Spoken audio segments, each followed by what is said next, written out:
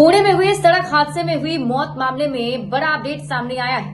अब पुणे पुलिस ने नाबालिग के खून के नमूने से छेड़छाड़ करने और सबूत नष्ट करने के आरोप में 2 डॉक्टर को गिरफ्तार किया है। बताया जाता है पुणे पुलिस आयुक्त अमितेश कुमार ने ये जानकारी दी है कि ससून जनरल हॉस्पिटल के जो 2 डॉक्टर हैं वो नाबालिग के खून के सैंपल से कथित छेड़छाड़ और सबूत नष्ट करने के आरोप में गिरफ्तार किए गए।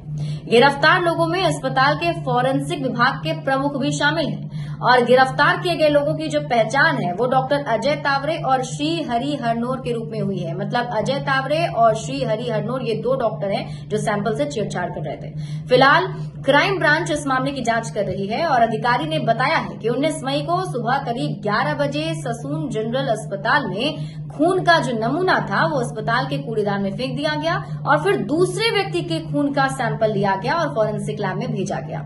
सीएमओ श्री हरि हरनोर ने इस खून के नमूने को बदल दिया और जांच के दौरान ये पता चला कि ससून के फॉरेंसिक मेडिसिन विभाग के जो एचओडी हैं अजय तावरे के निर्देश पर ये सब कुछ हुआ था।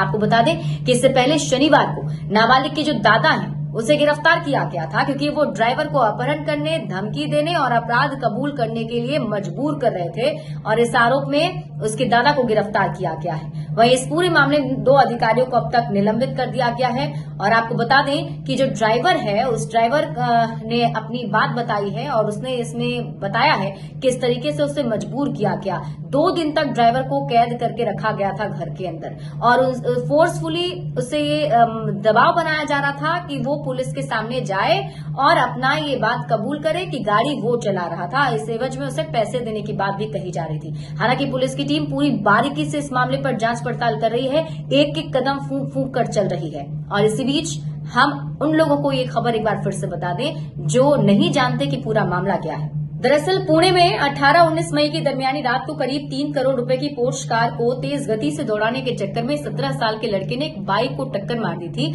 और इस गाड़ी की टक्कर इतनी जोरदार थी कि बाइक अपना संतुलन खोकर काफी दूर तक सड़क पर घिसटती चली गई, जिससे उस पर सवार 2 लोगों की मौके पर ही मौत हो गई थी।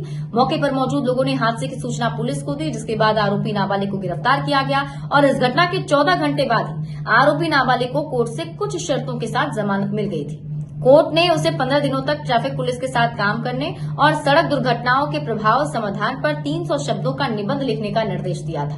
बाद में इसी को लेकर विवाद बढ़ गया और जब विवाद बढ़ा तो कोर्ट ने उसकी जमानत रद्द कर दी थी और इसके बाद उसे 5 जून तक निरीक्षण गृह भेज दिया गया था। इसके अलावा इस मामले में अब तक नाबालिग के पिता और उसके दादा को गिरफ्तार किया जा चुका है। इस मामले में और भी अगर कुछ बड़े अपडेट सामने आते हैं तो वो आपको बताएंगे। बड़े अपडेट्स के लिए आप जुड़े रहिए न्यूज़ 18 बिहार झारखंड के साथ।